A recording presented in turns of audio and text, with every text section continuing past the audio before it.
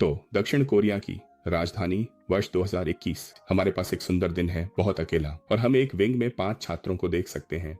लेकिन अधिक विशिष्ट रूप से कहें तो 4 लोग एक के खिलाफ हैं, और हम एक पढ़ाकू लड़के को देखते हैं जो अपनी नोटबुक पकड़े हुए है और बिल्ली से बात कर रहा है। उसका दोस्त उससे कहता है कि वह जो कहना चाहता है जल्दी कह दे, क्योंकि वह तैयारी कक्षा के लिए देर नहीं करना चाहता। और एक तरह की श्रेष्ठता के भाव के साथ वह बिल्ली की तरफ देखता भी नहीं है। पहले से ही उस लड़के से काफी परेशान गुस्से में वह कहता है, क्या हो रहा है जैमिन? जैमिन उस लड़के का नाम है जो नोटबुक पकड़े हुए है, और हम उसे इसी नाम से बुलाएंगे, जमीन। जैमिन बिल्ली से कहता है कि अगर उसके पास कहने के लिए कुछ नहीं है तो वह जा रहा है, और बिल्ली के सभी दोस्त उस पर हंसने लगते हैं। कहते हैं कि छोटी सी टफ वाली बिल्ली को पूरी तरह से नजरअंदाज कर दिया गया। अपने साथियों से बहुत आहत होकर वह बहुत परेशान हो जाता है और जैमिन पर चिल्लाता है। उसे एक घटिया इंसान कहता है और कहता है कि अब रुक जाओ। जैमिन को एक अच्छी माँ का बेटा कहते हुए वह एक किक मारने की तैयारी करता है और उसे पीछे से मारने के लिए दौड़ता है। जैमिन एक नायक की तरह अंदाज में बिना पीछे देखे अपना नोटबुक बंद कर देता है और टुपातिन्हो के सिर पर जोरदार धक्का देता है, जिससे वह अपना संतुलन खो बैठता है और गिर जाता है, बिना उस कार की नंबर प्लेट देखे जिसने उसे टक्कर मारी थी। टुपातिन्हो जमीन पर है, अपने शरीर से संघर्ष कर रहा है ताकि वह न फिसल जाए। क्या वह उस धक्के से फिसलेगा या नहीं? और मैं फिसल गया होता। जैमिन एक नायक की तरह अंदाज में टुपातिन्हो की ओर श्रेष्ठता के साथ देखता है, लेकिन टुपातिन्हो लड़ने में माहिर है और शर्मिंदा भी नहीं होता। वह जैमिन का सामना करता है, यामिन, लेकिन 10x10 जानता है कि टुपातिन्हो इस लड़ाई में ठीक रहेगा। जैमिन कहता है कि फर्क नहीं पड़ता, अगर टुपातिन्हो सबसे कठिन आदमी बनना चाहता है, बस उससे पंगा मत लेना। और जैमिन चेतावनी को पूरा करते हुए कहता है कि उसकी जिंदगी पहले से ही काफी मुश्किल है, उसमें सबसे कठिन आदमी की मौजूदगी के बिना भी। सबसे कठिन आदमी अभी भी जमीन पर पड़ा है। वह जैमिन की ओर देखता है और कहता है कि वह इतना ताकतवर बनने का इरादा नहीं रखता, और कहता है कि अब से जैमिन मुश्किल में है। और जैमिन हाथ कंधे पर रखकर उसे तिरस्कार से देखता है और कहता है, सच में?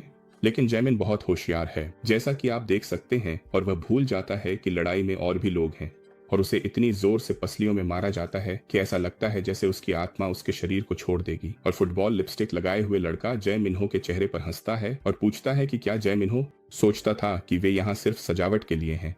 इसके बाद वह पनीर या चीज जैसी दवाओं का पसीना बहाने लगता है। वह उसके नाक से बाहर आ रहा है। इसी समय वह लड़का मुस्कुराने लगता है क्योंकि जय मिन्हो उसके पैरों में है, और वह पूछता है कि क्या जय मिन्हो को मारा जाना बुरा लगा। लड़का कहता है कि वह वादा करता है कि जय मिन्हो को मारा जाना वाकई बहुत बुरा था, और कहता है कि जैमिन को सिर्फ इसलिए मारा गया क्योंकि वह स्कूल में खुद को पेश करता है, और यह भी कहता है कि थोड़ी देर में वह जैमिन को स्कूल में उसकी असली जगह दिखाएगा। जैमिन बहुत गुस्से में कहता है कि जाओ और खुद को बेवकूफ बनाओ, छोटा बतख। वह सीधे जैमिन के चेहरे की ओर देखता है और कहता है, तू हरामी, क्या तू बार बार पिटना चाहता है? छोटा बतख चेहरे पर मुस्कान के साथ कहता है कि वह देखना चाहता है कि जैमिन कब तक सह सकता है, और वह अपने दोस्तों को आदेश देता है कि जैमिन का काम तमाम कर दो। ईमानदारी से कहूं तो मुझे नहीं पता कि छोटा बतख के दोस्त जैमिन का क्या कर पाएंगे, क्योंकि उनके पास आंखें ही नहीं हैं, या शायद वे पेंटिंग में बचत करना चाहते हैं। और एक शानदार लड़ाई का सत्र शुरू हो जाता है। अचानक छोटा बतख अपने सामने एक रोशनी देखता है, लेकिन सोचता है कि शायद वह कल्पना कर रहा है। तभी कई चमकती गोलियां छोटा बतख के पास प्रकट होने लगती हैं, और वह पूछता है, यह क्या हो सकता है? छोटा बतख पीछे मुड़कर देखता है और पाता है कि और भी चमकती गोलियां प्रकट हो रही हैं। इसी बीच मुफ्त मसाज सत्र चलता रहता है।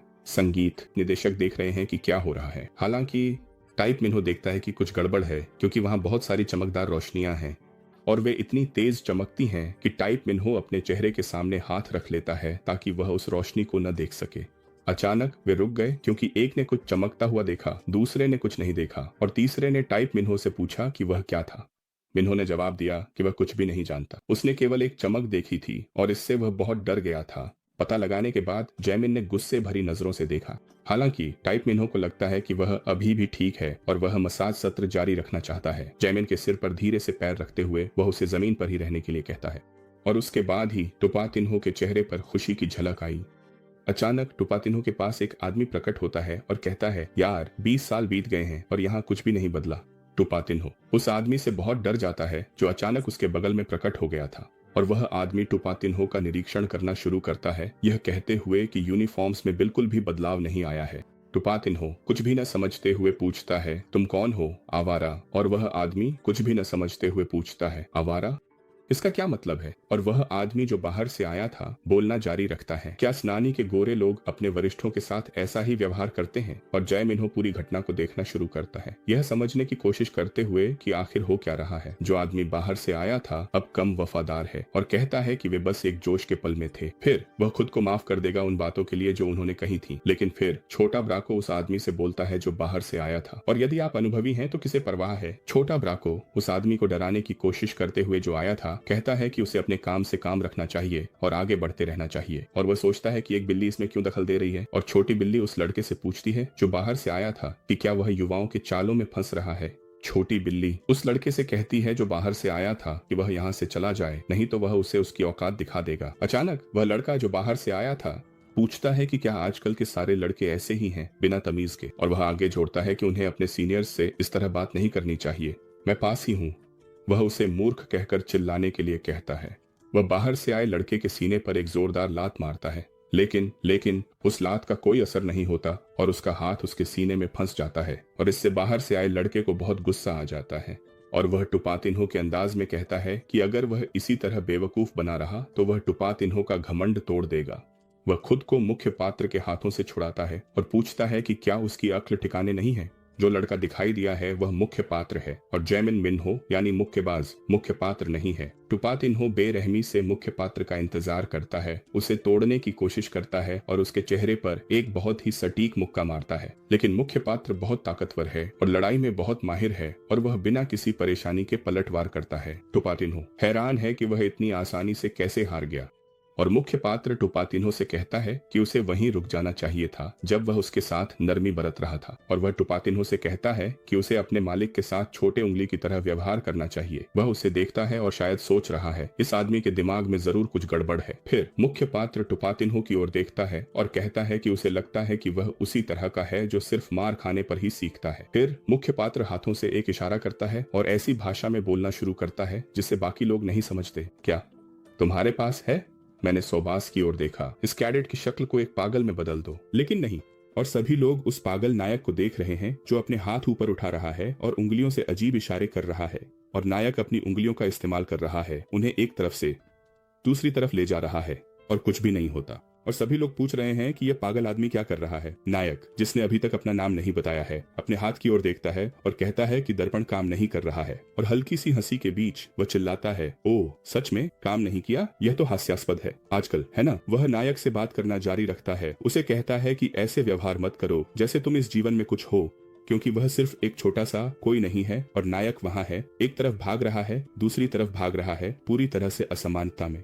और जाहिर है हर कोई पहले से ही सोच रहा था कि वह एक बेवकूफ है, एक बड़ा बेवकूफ। और नायक ने अपनी आखिरी चाल चली, एक तरफ देखा कि जादू काम नहीं कर रहा है और वे लोग उसे बेवकूफ कह रहे थे। तब नायक कहता है कि उसके पास कोई विकल्प नहीं है, क्योंकि जादू नहीं है। वह हाथापाई से जाएगा और एक जबरदस्त फ्लिक के लिए तैयार होता है। और वह छोटा आदमी सोच रहा था यह पागल आदमी क्या करने की कोशिश कर रहा है। तभी अचानक वह एक जबरदस्त फ्लिक मारता है और रैगडॉल की तरह उड़ जाता है। टुपातिन्हो कई मीटर दूर उड़ता है और जोर से टकराता है कंक्रीट पर, अपने शरीर से कंक्रीट तोड़ देता है। जैमिन्हो, जो किसी काम का नहीं है, वह तो अवाक रह जाता है। टुपातिन्हो के सहायक अतिरिक्त लोग क्या हैं? एक जबरदस्त फ्लिक के बाद टुपातिन्हो सोने चला गया और नायक, जिसकी उंगली में जबरदस्त ताकत है, माफर PCTUATNOVIGRAD कहता है, ओह लगता है ये डायलॉग उस दूसरे गेम का है जो मैं खेलता हूँ। और उसके चेहरे पर एक मुस्कान है। वह नई जबरदस्त फिल्म के लिए तैयार होता है और पूछता है कि अगला कौन होगा। जी मिन हो उस चीज से उलझन में है जो उसने देखी और हमें तुरंत दिखाया जाता है कि सुप्रीम फिल्म पागलपन थी, क्योंकि बाकी तीनों एक्स्ट्रा पहले से ही जमीन पर पड़े थे और हमारा दोस्त टो पाई टिन हो अभी भी सो रहा है। जी मिन हो मुख्य किरदार की ताकत देखकर बहुत हैरान है, क्योंकि उसने सिर्फ एक उंगली से चारों को गिरा दिया और मुख्य किरदार पूरी तरह मुस्कुरा रहा है, क्योंकि उसने इन पागलों को एक सबक सिखा दिया। और जी मिन हो, जिसने कभी इतना पागल इंसान नहीं देखा, सोचता है यह आदमी कौन है। विनम्रता से जी मिन हो उसे धन्यवाद देता है। हमारा मुख्य किरदार कहता है इसमें कुछ खास नहीं था, लेकिन वह जैमिन्हो की ओर देखता है। जैमिन्हो जैसे एक लक्ष्य हो कहता है सब ठीक है, उसका सिर मजबूत है। मुख्य किरदार कहता है बात ये नहीं, वह उसके सिर के बारे में नहीं पूछ रहा है, वह जानना चाहता है कि आज तारीख क्या है। और जैमिन्हो इस सवाल से हैरान हो जाता है और मुख्य किरदार फिर से पूछता है आज की तारीख क्या है। और जैमिन्हो कहता है कि आज 10 सितंबर है। और मुख्य किरदार पूछता है किस साल का? 2021। यह सुनकर मुख्य किरदार हैरान रह जाता है और वह जय मिन्हो से कहता है कि उसे 2016 में सजा सुनाई गई थी, ये 236 होना चाहिए क्योंकि मैंने 20 साल बिता दिए हैं। मुख्य किरदार, जिसे नहीं पता था कि क्या होने वाला है, गणना करता है क्योंकि यहाँ पृथ्वी पर केवल 5 साल ही बीते हैं, जबकि उसने अल्थाइम ग्रह पर 20 साल जिए। मुख्य किरदार कहता है कि ऐसा ही बेहतर है, और जय मिन्हो वह समझ नहीं पाता कि उसने ये बातें क्यों कही। मुख्य किरदार जय मिन्हो से अलविदा कहता है, बोलता है अब मैं जा रहा हूँ, फिर मिलेंगे, टाटा, और जय मिन्हो को चेतावनी देता है कि वह खुद को फिर से चोट न पहुंचाए। और जय मिन्हो मुख्य किरदार के जाते ही सोचता है कि आखिर वह है क्या। और मुख्य किरदार, पहले से ही मुझ में ये नहीं देखकर मैंने पूछा कि वह अब क्या कर रहा है। मैं उस निकास विशेष प्रभाव में अच्छा हूँ। देखो, मैं कमाल का हूँ। मैं अपने हाथ छुड़ा सकता हूँ जैसे कोई और नहीं कर सकता। मैं तो लगभग हाथ छुड़ाने का उस्ताद हूँ। ये कैसी यात्रा है छात्र? और मुख्य किरदार अपने हाथ छुड़ाते हुए अब दोहराता है, टेलीपोर्ट, टेलीपोर्ट। देखते हुए मुझे लगता है कि वह छात्र से ज्यादा पागल लग रहा है। अचानक मुख्य किरदार ने अपने हाथ छुड़ाना बंद कर दिया और जय मिन्हो की ओर देखने लगा। जय मिन्हो के पास कुछ आवाजें हैं। जय मिन्हो सोचता है कि मुख्य किरदार वापस क्यों आ रहा है। यह आदमी वाकई अजीब है, वह मेरी ओर आ रहा है। जय मिन्हो के पास पहुंचकर मुख्य किरदार पूछता है, तुम्हारा नाम क्या है? और वह अपना परिचय देता है। मैं जय मिन्हो हूँ, लेकिन आप सब यहाँ इस कहानी में मुझे जय मिन्हो ही बुला रहे हैं, तो आप मुझे जय मिन्हो ही बुलाते रह सकते हैं, लेकिन मैं चावेज वाला जय मिन्हो नहीं हूँ, ठीक है? फिर मुख्य किरदार बोलता है, अरे जय मिन्हो, चूंकि मैंने तुम्हें बचाया है, क्या तुम मुझे कुछ पैसे दे सकते हो? और जय मिन्हो को यकीन नहीं होता कि उसने अभी क्या सुना है, और वो बस इतना ही अजीब है। वह कहता है कि ऐसा लगता है कि वह बहुत देर से वापस आया है और वह इस जगह पर कोई भी जादू प्रकट नहीं कर सकता। और जय मिन्हो सोचता है कि यह उसके लिए बुरा है क्योंकि वह अभी अभी एक अजीब प्राणी के साथ चला है। फिर मुख्य किरदार अपनी कहानी सुनाना शुरू करता है। वह कहता है कि वह एक ऐसी दुनिया में था जो इन सब से बहुत अलग थी और वह अभी अभी अपनी निजी वजहों से पृथ्वी पर टेलीपोर्ट हुआ है। इसी वजह से वह पृथ्वी पर वापस आया है। और मुख्य किरदार अपनी व्याख्या जारी रखते हुए कहता है कि ऐसा लगता है कि पृथ्वी पर लौटने की प्रक्रिया के दौरान मना प्रबंधन प्रणाली में किसी प्रकार की समस्या थी। और वह निष्कर्ष निकालता है, अगर प्रक्रिया सही से हुई होती तो वह अपने घर के सामने टेलीपोर्ट हो जाता। और फिर नायक बताता है कि वह उस स्थान पर कोई जादू नहीं कर सकता। हाँ, यही बात जय मिन्हो सोच रहा था। वह यह कह नहीं सकता था। चतुराई से जय मिन्हो ने अच्छा व्यवहार किया। वह पूछता है उसे कितनी जरूरत, और मुख्य किरदार कहता है कि उसे 2000 की जरूरत है। जय मिन्हो ने अलविदा कहा। उसके पास केवल 5000 नोट्स ही थे और मुख्य किरदार ने उसके 5000 नोट्स ले लिए और साथ ही जय मिन्हो का फोन नंबर भी ले लिया। और मुख्य किरदार सोचता है कि जय मिन्हो कितना अच्छा है और वह आश्वस्त करता है कि वह पैसे लौटा देगा, जो कि सही भी है क्योंकि उसने पैसे लौटाने के लिए फोन नंबर भी लिया है। मुख्य किरदार एक कांच में अपनी परछाई देखता है और महसूस करता है कि यहाँ धरती पर केवल 5 साल ही बीते हैं और उसे लगता है कि यह अच्छी बात है कि यहाँ ज्यादा समय नहीं बीता। और वह जानता है कि यह अच्छा है क्योंकि उसकी परिवार निश्चित रूप से उसे पहचान लेगी। गणित के राजा की तरह ये गणनाएं करते हुए उसे एहसास होता है कि उसकी उम्र 24 साल है, लेकिन उसके माता पिता शायद 50 साल और सोर छोटी बहन 7 साल की होगी।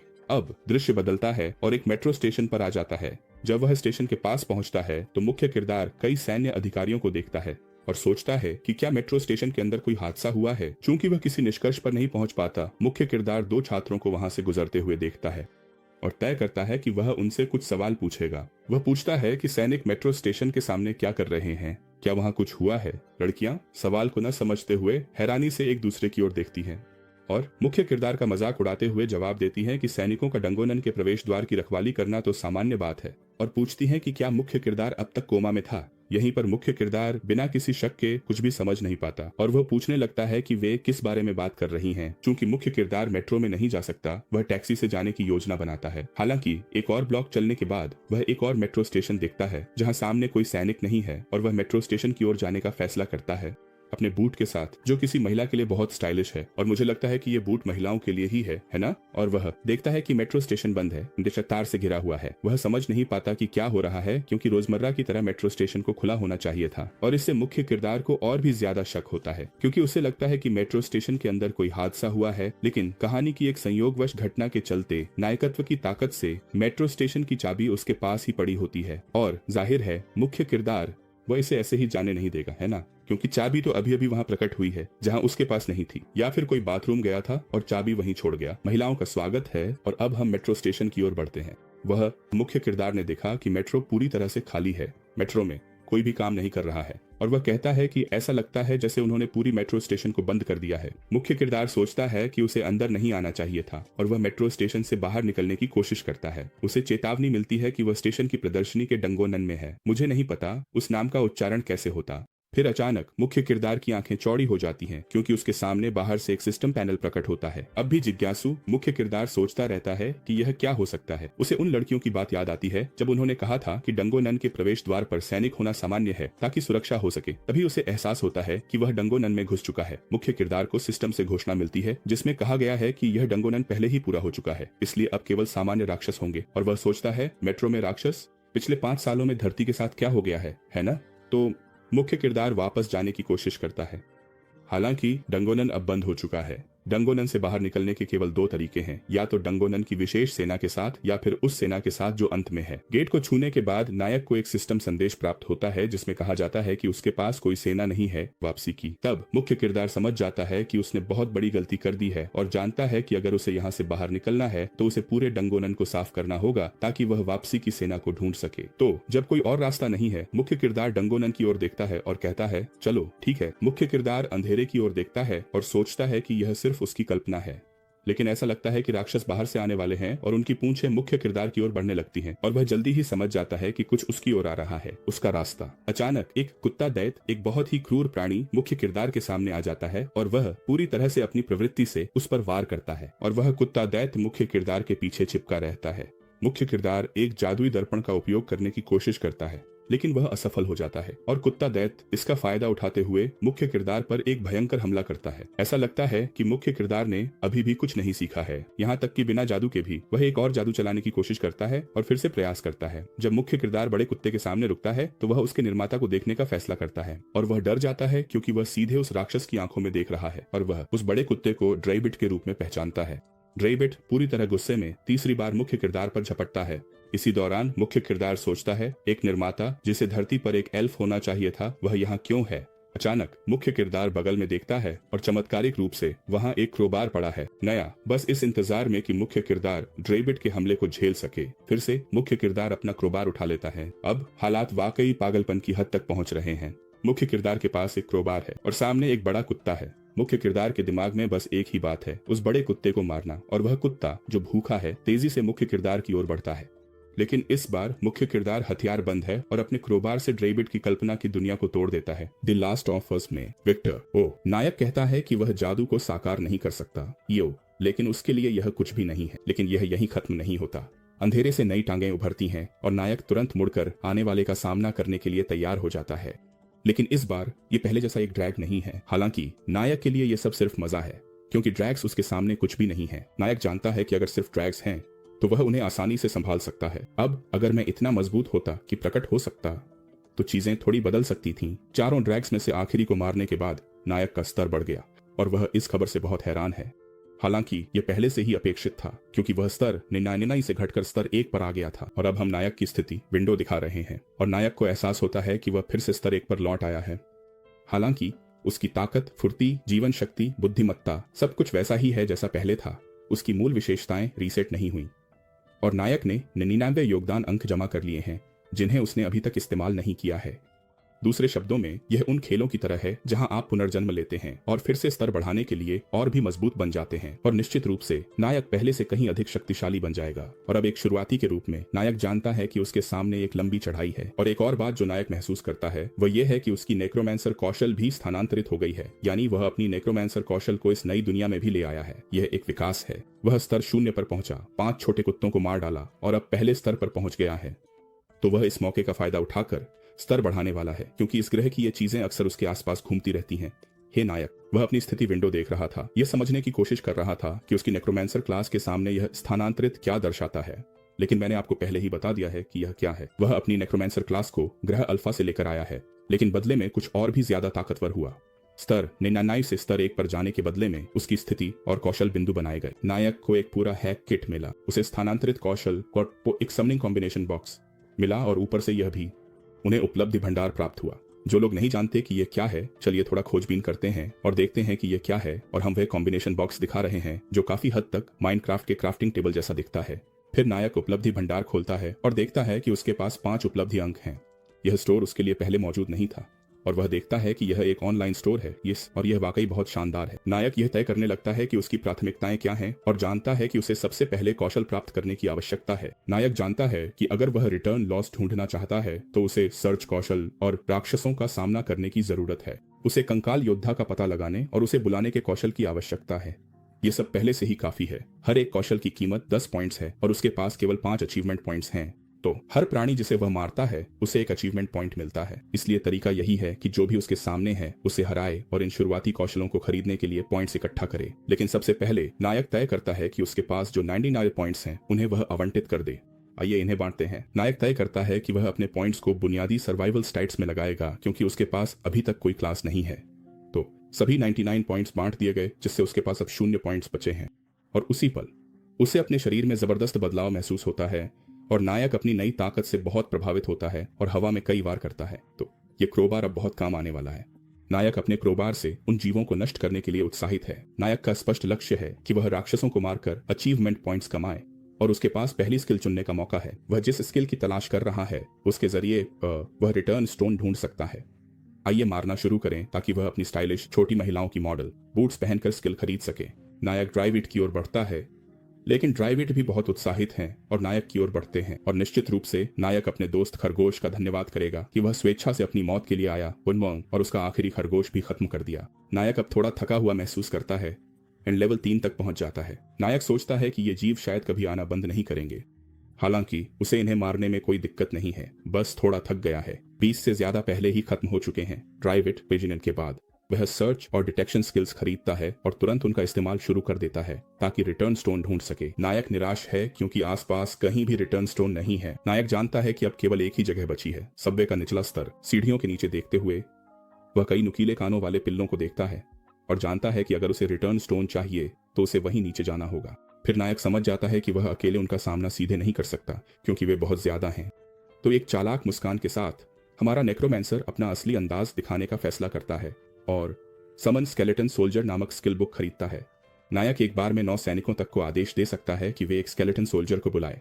उसे एक शरीर की जरूरत होती है ताकि हर मृत शरीर एक स्केलेटन सोल्जर बन सके। और अब कलाकार भूल जाता है कि उसने 10 मेटा पॉइंट्स और 9 कंट्रोल पॉइंट्स आवंटित किए थे और वह तय करता है कि वह दोनों में से 5-5 डाल देगा। ये करने के बाद नायक मृत ड्रिप्स के शरीरों को देखता है और हर समनर की मशहूर पंक्ति का इस्तेमाल करता है, राइज। नेक्रोमैंसर के बिना नेक्रोमैंसर जैसा कुछ नहीं होता। तो नायक मुस्कुराने लगता है क्योंकि अब उसे पता है कि अब सिर्फ वही नहीं होगा बल्कि उसके साथ 5 और होंगे। तो चलिए बहुत समय बाद पहली शिकार के लिए चलते हैं। नायक कंकालों को आगे बढ़ने का आदेश देता है और वह खुद उनके पीछे चलता है। यव अपने कंकालों को ढाल की तरह इस्तेमाल करता है। ड्रैगन ठीक नायक के जाल में फंस जाते हैं और पहले कंकाल पर झपट पड़ते हैं ताकि उसे फाड़ सकें। हालांकि कंकाल लेवल 1 के हैं और उन्हें ड्रैगनों का सामना करने में कठिनाई होती है। नायक देखता है कि कैसे ड्रैगन उसके कंकालों को आसानी से फाड़ देते हैं। हालांकि उसे अपने कंकालों की जरूरत सिर्फ ढाल के रूप में है क्योंकि बाकी सब वह खुद संभाल लेगा। नायक इन ड्रैगनों का कई बार सामना कर चुका है और जानता है कि उनका पहला हमला सबसे घातक होता है। पहले हमले के बाद ड्रैगन थोड़े धीमे हो जाते हैं। नायक इस मौके का फायदा उठाकर एक साथ 2 ड्रैगनों को आसानी से मार देता है और फिर इन दोनों की लाशों से 2 नए कंकाल बुला लेता है।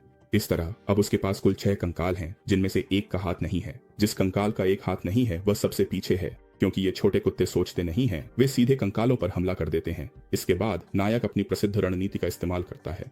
वह अपने कंकालों का उपयोग ड्रैगन के पहले हमले को रोकने के लिए करता है, फिर आगे बढ़कर उन सभी को मार देता है और फिर वह दोबारा और कंकाल बुला लेता है। इस तरह वह हार ही नहीं सकता क्योंकि यह तरीका बहुत ही ताकतवर है। अब उसके पास पहले से ही 9 कंकाल हैं।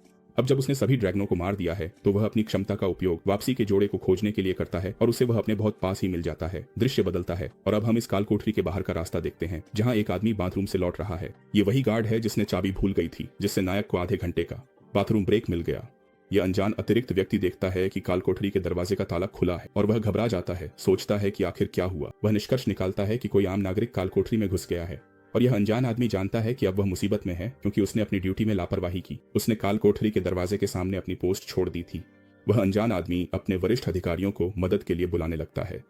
तभी अचानक काल कोठरी का वापसी पोर्टल खुलने लगता है और नायक के पोर्टल से बाहर आते ही वह चौंक जाता है। यह न जानते हुए कि क्या हो रहा है, नायक उस अनजान व्यक्ति की ओर चलना शुरू कर देता है और अनजान व्यक्ति उससे पूछता है कि क्या वह जागृत व्यक्ति है। नायक कहता है कि उसे नहीं पता अवेकनड वन क्या होता है। वह अपना नाम बताता है, गेट खोलता है और बाहर चला जाता है।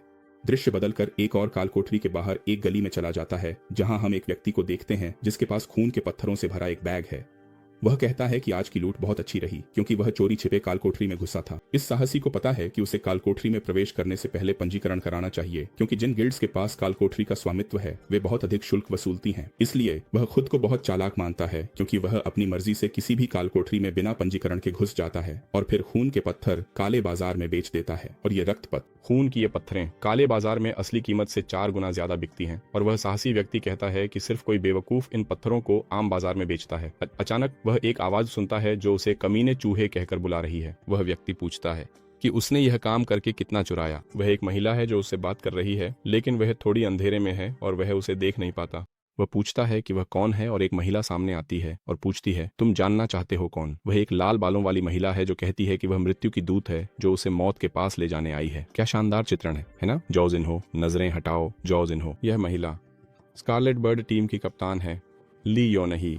मैं इसे आसान बनाने के लिए उसे इवॉन कहकर बुलाऊंगा। उम्मीद है कि मैं इस नाम को याद रख पाऊंगा। इवॉन। इवॉन, जो खूबसूरत और आकर्षक है, साहसी से पूछती है कि उसने उसकी गिल्ड से पत्थर चुराने की हिम्मत कैसे की, और वह पूछती है कि क्या उसे वाकई मरना नहीं है। यह साहसी इवॉन को पहचानता है और कहता है कि वह जानता है कि वह वरांग गिल्ड से है। दिलचस्प है, पिछली कृति में भी वरांग था, अब यह एक वरांग गिल्ड है। वह छोटा चोर इवॉन को जानता है और जानता है कि वह एक खतरनाक औरत है जिसे मारना बहुत पसंद है। और इवॉन चोर से कहती है कि जी रैन वह उसे जानता है, तो बेहतर है कि वह बिना विरोध किए चुपचाप उसके साथ चले, बिल्कुल शांति से। लेकिन चोर तो आखिर चोर ही होता है, उसे तो हमेशा भागना ही पसंद है ना? तो वह इवॉन पर जादू चलाने की तैयारी करता है और अपनी जादुई ताकत उसकी ओर फेंकने के बाद कहता है कि वह इतना मूर्ख नहीं है कि बिना लड़े चला जाए, और उसकी ओर कई बर्फ की कीलें फेंकता है। इवॉन तो अपनी खूबसूरती भी नहीं खोती और बहुत आसानी से बच निकलती है। वह आदमी जो बहुत बहादुर है पहले ही गली के मोड़ पर भाग रहा है, लेकिन वह इवॉन तो एक खतरनाक औरत है और उसके पास सुपर स्पीड है। और वह उस छोटे चोर से कहती है, जब तुम मरना ही चाहते हो तो मर जाओ। और वह ट्रामोंटिना चाकू डब्बे से उस आदमी को पूरी तरह काट देती है। और इवॉन उस मरते हुए आदमी से कहती है, तुम्हें तब आना चाहिए था जब मैंने कहा था कि चुपचाप आ जाओ। तो चलो चोरी का सामान उठाते हैं। खूबसूरत इवॉन का फोन बजता है और डरपोक ये जानना चाहता है कि क्या गिल्ड ने किसी को बिना रजिस्ट्रेशन के अंदर जाने की अनुमति दी है, और वह व्यक्तिगत पुष्टि मांगता है, जबकि हमारा दरवाजा गेटकीपर बस स्टॉप पर खड़ा है और सोच रहा है कि अपने घर जाने के लिए उसे कौन सी बस पकड़नी चाहिए। इवॉन भी उसी के बारे में सोच रही है। वह कहती है कि वह कौन सा चूहा है जिसमें उसकी गिल्ड की डंगोनन में घुसने की हिम्मत हुई। दृश्य बदलता है और हम देखते हैं कि पोटा बस से उतरकर अपने घर पहुंचता है। अभी भी अपनी स्टाइलिश महिलाओं वाली बूट्स पहने हुए वह धीरे धीरे अपने घर की ओर चलता है। इस रास्ते में वह सोचता है कि चाहे वह डंगोन हो या राक्षस, ये वह दुनिया नहीं है जिसे वह 5 साल पहले जानता था। आखिर इन पिछले 5 सालों में जब मैं यहाँ नहीं था, दुनिया के साथ क्या हो गया। और इसी तरह प्रोटा अपने घर की ओर बढ़ता है और दुआ करता है कि उसके परिवार के साथ कुछ भी गलत ना हुआ हो। जब वह अपने घर के सामने पहुंचता है तो उसे बहुत बड़ा झटका लगता है, क्योंकि उसे पता है कि उसने जगह गलत नहीं की है, लेकिन उसका घर कहाँ है। वह एक विशाल इमारत के सामने हताश होकर खड़ा रह जाता है। 5 सालों में बहुत कुछ बदल गया है और वह हैरान रह जाता है, क्योंकि जहाँ उसका घर था वहाँ सिर्फ 5 साल में इतनी बड़ी इमारत बना दी गई है। वह सोचता है कि शायद उसका परिवार कहीं और चला गया है या फिर यहीं कहीं रह रहा है। उस इमारत की दीवार पर एक कंपनी का नाम लिखा है, तो यह निश्चित रूप से एक ऑफिस बिल्डिंग है। शाम ढलने लगी थी और वह उस दिन अपनी थकान के कारण अपने परिवार को ढूंढने में असमर्थ था। अचानक उसका पेट जोर से गुड़गुड़ाने लगता है और उसे एहसास होता है कि वह पूरे दिन चला है और कुछ भी नहीं खाया। फिर वह एक fast food restaurant nice to go नामक जगह पर जाता है और वहाँ वह वही मियोजो इंस्टेंट नूडल्स खाता है। अब तो गर्मा गर्म मियोजो खाने का मन कर रहा है ना? और वह उस मियोजो को बड़े चाव से खा जाता है, क्योंकि 20 साल हो गए थे उसे मियोजो खाए हुए, या कुछ ऐसा खाए हुए जो उसे अपने वतन की याद दिलाए। और जब उसने मियोजो खा लिया और कोका कोला पी, तब उसे यकीन हो गया कि वह वाकई अपने वतन लौट आया है। प्रोटा को एहसास होता है कि उसके पास लगभग पैसे खत्म हो गए हैं और वह कहता है कि न तो वह सोना जाना चाहता है, न ही उसके पास लैंड हाउस के लिए पर्याप्त पैसे हैं। फिर वह खाने के बचे पैसे देखता है और समझ जाता है कि अब उसे मेट्रो में ही डेरा डालना पड़ेगा। लेकिन अचानक उसे याद आता है कि अब वह मेट्रो में भी डेरा नहीं डाल सकता, क्योंकि सारी मेट्रो स्टेशनें अब एक डंजियन बन चुकी हैं। अचानक नायकत्व की ताकत फिर से काम करने लगती है। इसी बीच प्रोटा खुद पर तरस खा रहा है।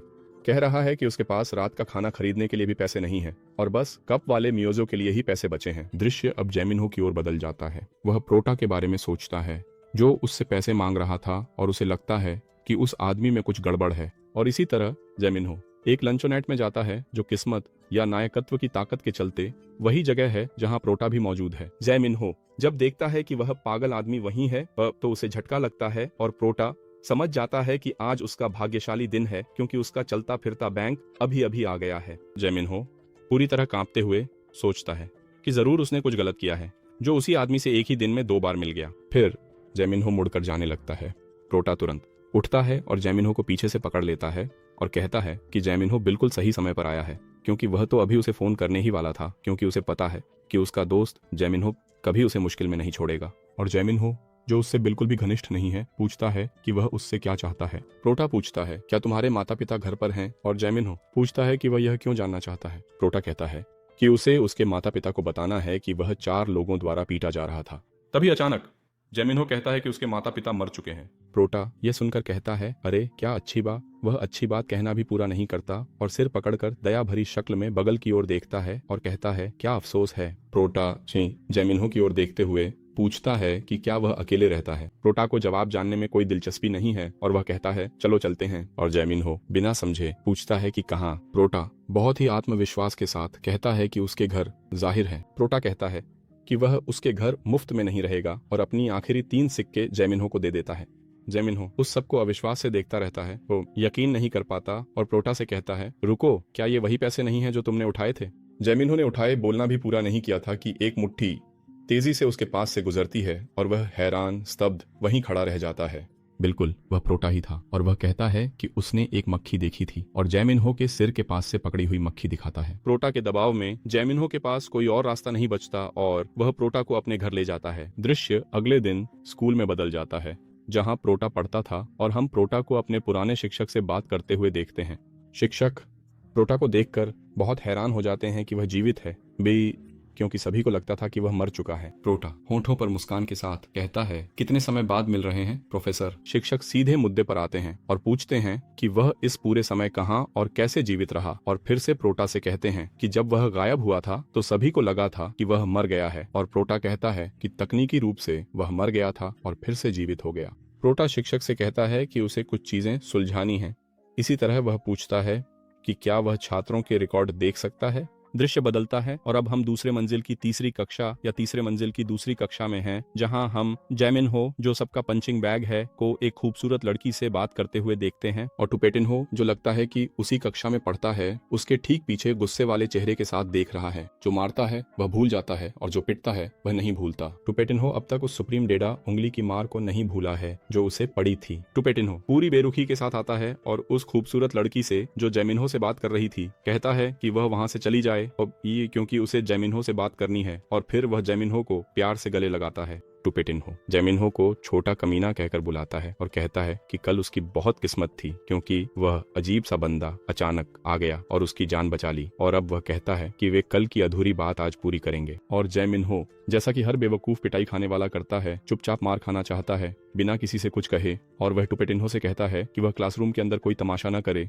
वह खुद टुपेटिन्हो से मिलने आ जाएगा। उसी वक्त सेठ टुपेटिन्हो बहुत गुस्सा हो जाता है और कहता है क्या मतलब है तमाशा न करने का। क्लासरूम में मौजूद सभी लोग टुपेटिन्हो को जय मिन्हो पर चिल्लाते हुए सुनने लगते हैं। जय मिन्हो जिसने अब लड़ने की सारी हिम्मत खो दी थी को टुपेटिन्हो ने उसके बालों से पकड़ लिया और कहा कि उसे अभी तक अपनी हालत का अंदाजा नहीं है और इस बार वह उसकी कुछ पसलियां तोड़ देगा।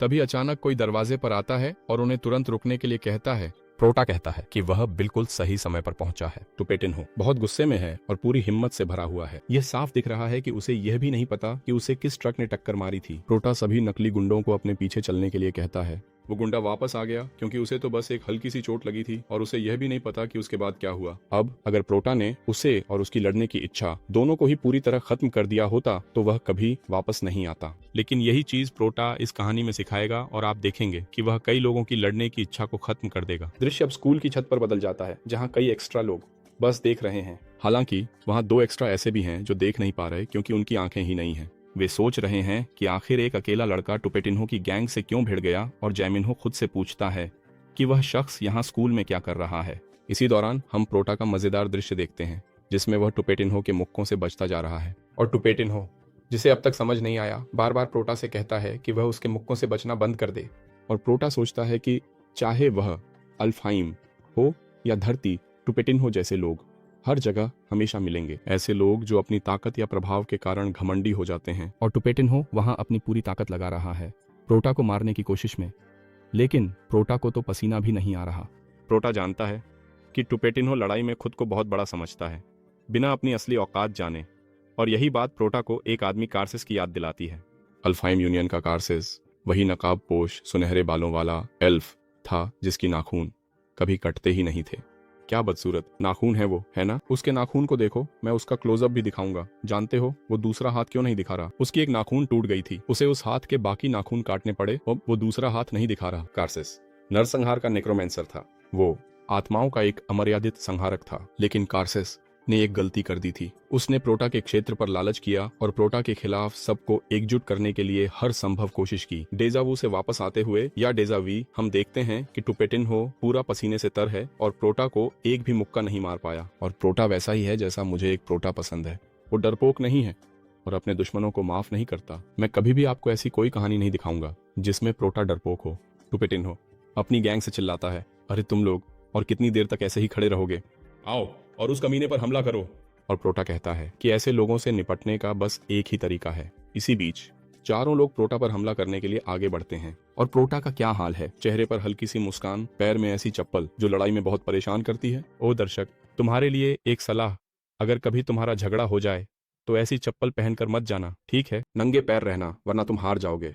और इसी तरह प्रोटा, जो लगभग सुनतांजू जैसा है, समझाता है कि तुम्हें लोगों ने जो तुम्हारे साथ किया है उसका 10 गुना बुरा जवाब देना चाहिए, और वो भी जबरदस्त ताकत के साथ, इससे कम नहीं। तो अब थप्पड़ मारने का वक्त है और प्रोटा चेहरे पर थप्पड़ बांटना शुरू कर देता है। टुपेटिन्हो प्रथम है।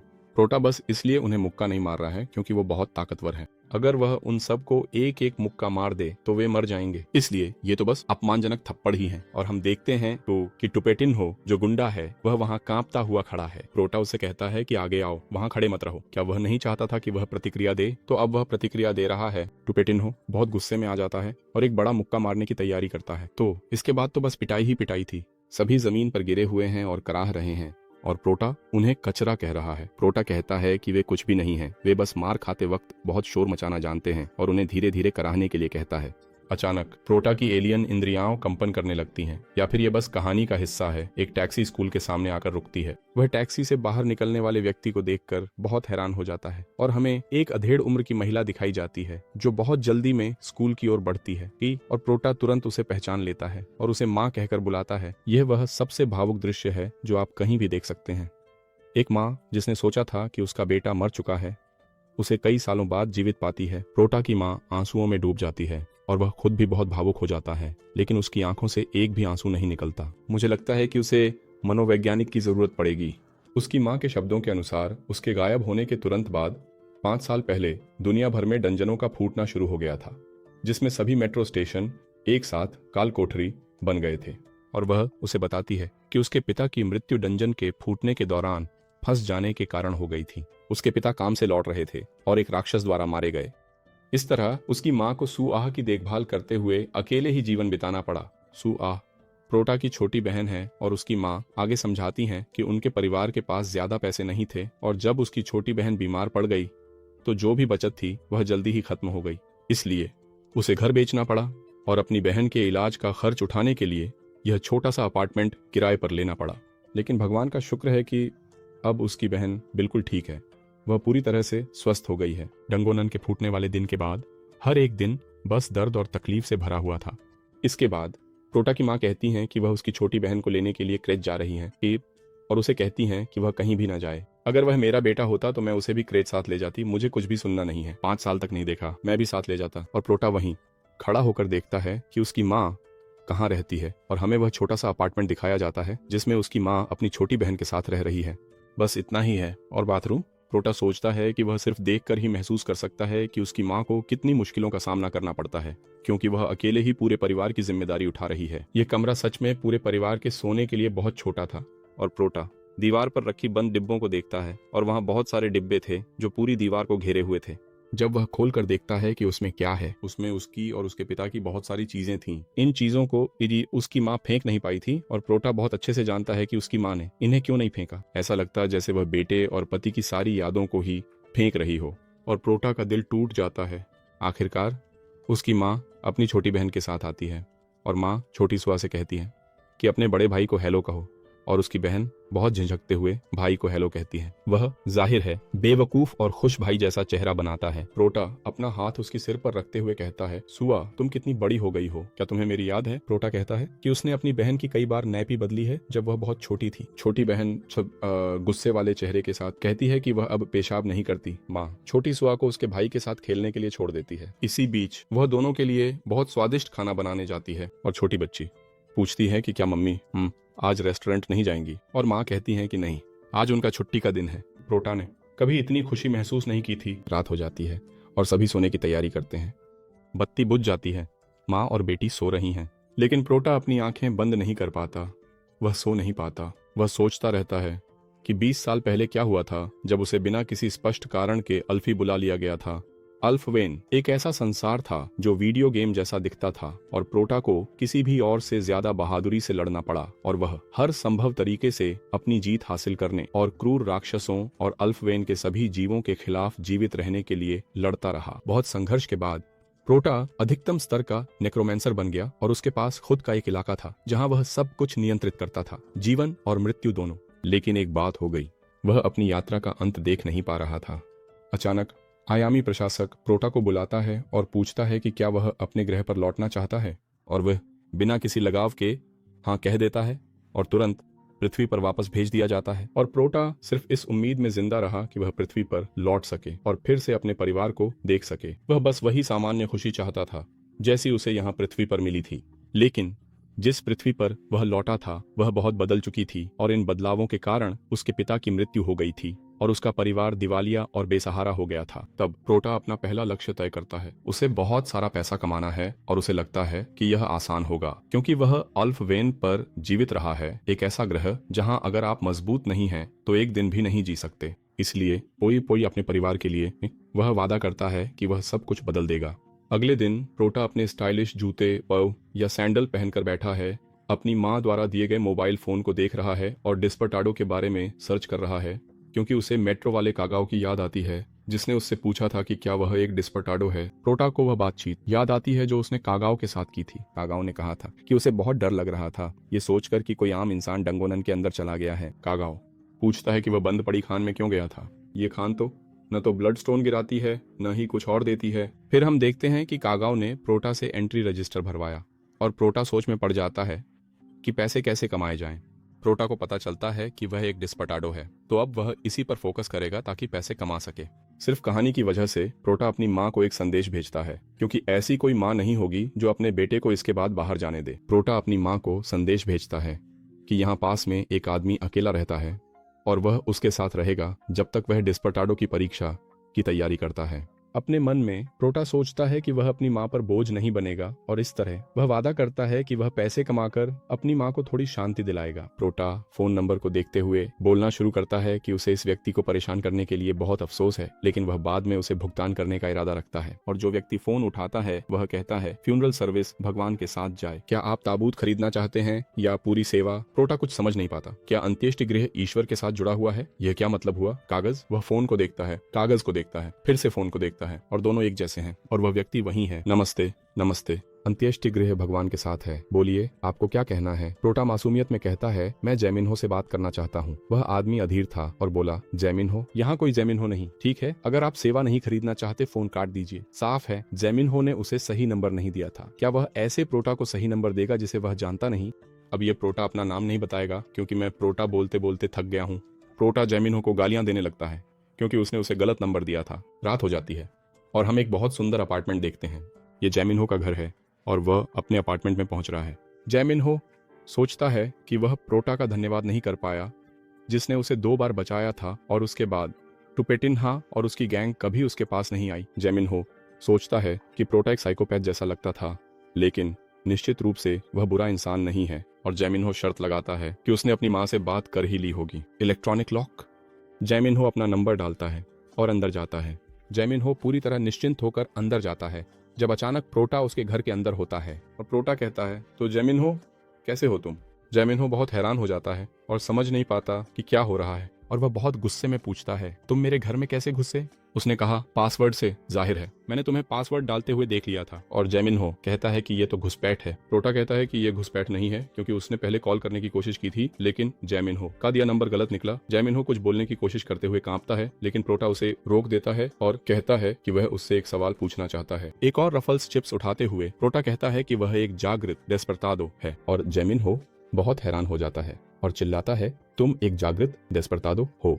और तुरंत बाद जैमिन्हो सोचने लगता है कि यह कोई हैरानी की बात नहीं है क्योंकि प्रोटा बहुत ताकतवर था। और जैमिन्हो पूछता है कि उसने पहले ऐसा क्यों नहीं सोचा। प्रोटा जैमिन्हो का खाना खाते हुए कहता है, जागृत डेस्परतादोस लोग बहुत पैसे कमाते हैं, है ना? जैमिन्हो जवाब देता है कि हाँ, लेकिन यह बहुत हद तक कालकोठरी मसमोरस पर निर्भर है। तब प्रोटा जैमिन्हो से कहता है कि वह उसे कालकोठरियों और जागृत डेस्परतादोस के बारे में जो कुछ भी जानता है वह समझाए। और जैमिन्हो कहता है कि उसे जागृत के रूप में एसोसिएशन में पंजीकरण कराना होगा और पंजीकरण के बाद उसे किसी गिल्ड में शामिल होना होगा और तभी वह कालकोठरियों के पीछे जा सकता है। जैमिन्हो यह भी जानकारी देता है कि एसोसिएशन या प्रशासन विभाग द्वारा भी नौकरी पाने का विकल्प है। और प्रोटा ने कहा कि अगर वह अकेले ही कालकोठरी को साफ करने जाए तो क्या उसे ज्यादा पैसे नहीं मिलेंगे? और जैमिन्हो कहता है कि यह सच है लेकिन यह बहुत खतरनाक है, इसलिए सबसे अच्छा विकल्प है कि किसी गिल्ड में शामिल होकर फिर कालकोठरी में प्रवेश किया जाए। प्रोटा पूछता है कि क्या गिल्ड में शामिल होने के लिए कोई परीक्षा देनी पड़ती है और जैमिन्हो के जवाब देने से पहले ही वह कहता है कि उसके पास इसके लिए समय नहीं है, उसे जल्दी पैसे कमाने हैं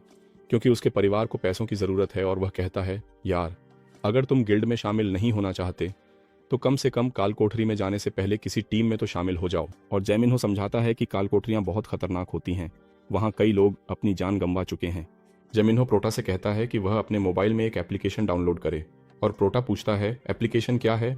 जैमिन्हो तो समझाना भी नहीं चाहता, वह उसका मोबाइल लेता है और उसके लिए एप्लीकेशन डाउनलोड कर देता है। छोड़ो, मैं तुम्हारे लिए कर देता हूँ। जैमिन्हो बहुत हैरान हो जाता है और कहता है कि उसका मोबाइल बहुत पुराना और बहुत धीमा है। जैमिन्हो कहता है कि वह शर्त लगाता है कि यह मोबाइल तुम्हारी माँ या बहन का है क्योंकि यह मोबाइल बहुत पुराना है, लगता है कि इसे किसी ने इस्तेमाल किया और जब ये बहुत पुराना हो गया तो इसे किसी कोने में रख दिया गया।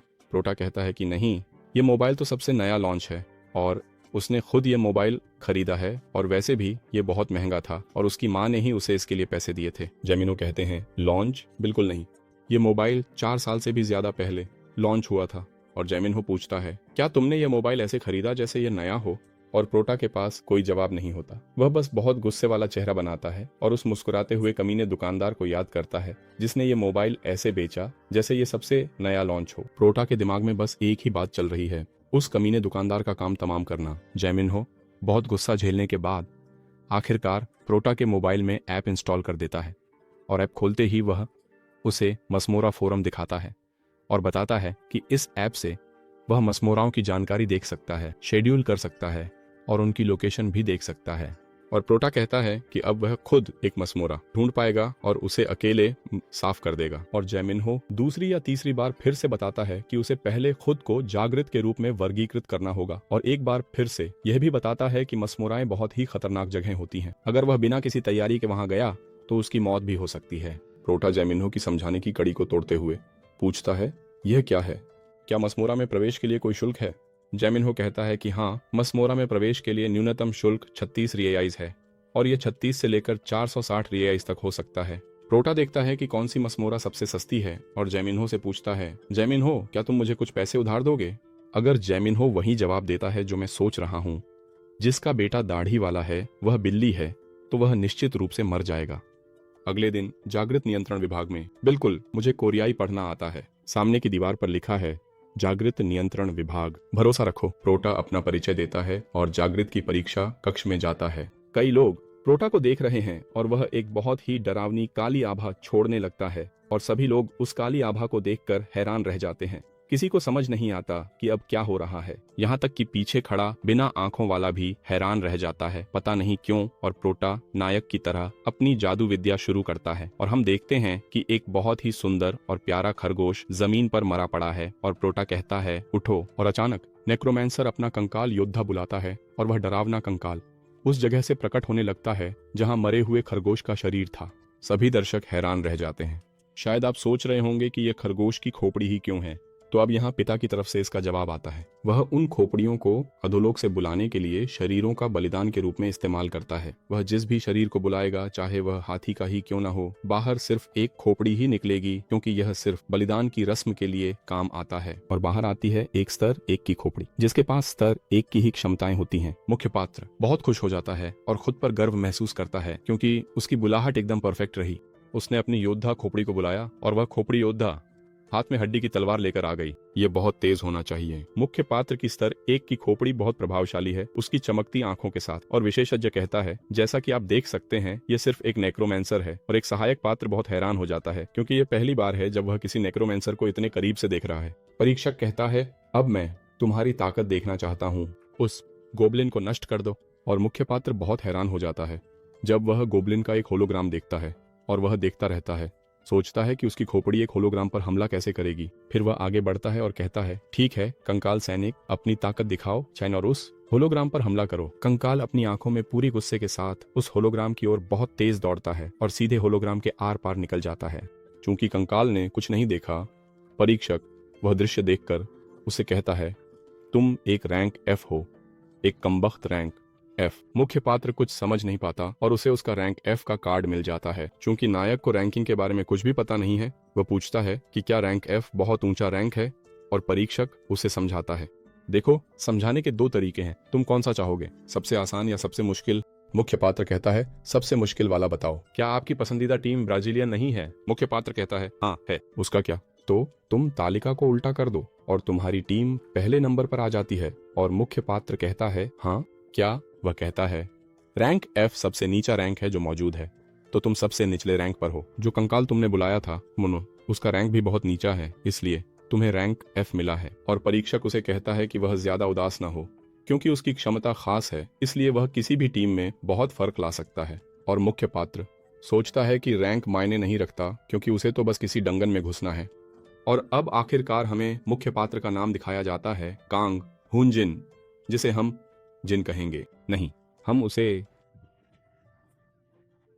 जिन्न का हम उसे कांग कहेंगे। दृश्य बदलता है और अब हम मेट्रो स्टेशन के गेट नंबर 7 पर हैं, जहां मुख्य पात्र एक 2 स्टार डंगन को देख रहा है। हम उसे यह कहते हुए सुनते हैं कि यह डंगन बहुत अच्छी होनी चाहिए, क्योंकि जिस डंगन में वह गलती से गया था वह लेवल 1 की थी और उसने वहां सब कुछ आसानी से कर लिया था। अचानक मुख्य पात्र के पास एक जागृत व्यक्ति आता है और पूछता है कि क्या वह अकेला है, और फिर एक प्रस्ताव देता है कि क्या वह उसके समूह में शामिल होना चाहता है। वह कहता है कि उसके समूह में 7 लोग हैं और एक जगह खाली है, अगर वह चाहे तो वह जगह उसकी हो सकती है। मुख्य पात्र कहता है कि वह ठीक है और अकेले ही अंदर जाएगा। समूह का मुखिया मुख्य पात्र से पूछता है कि वह प्रवेश शुल्क का पैसा इस तरह क्यों बर्बाद करेगा, क्योंकि डंगन के अंदर रहने के लिए एक समय सीमा होती है, और ये भी एक सीमा है कि आप अकेले कितनी रक्त पत्थर खुदाई कर सकते हैं। उस समूह का नेता कांग से पूछता है कि क्या वह नया खनिक है और मुख्य पात्र की रैंकिंग क्या है।